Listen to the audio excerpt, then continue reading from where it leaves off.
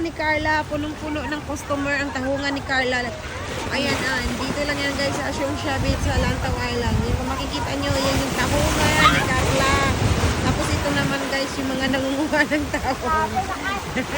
Sabi niya, umahon na daw kayo. Ayan na. Nagagalit na. Ayan na. Ayan. O, yan na naman, yan na naman. Maliit lang yan, be. Ayan. Ayan na.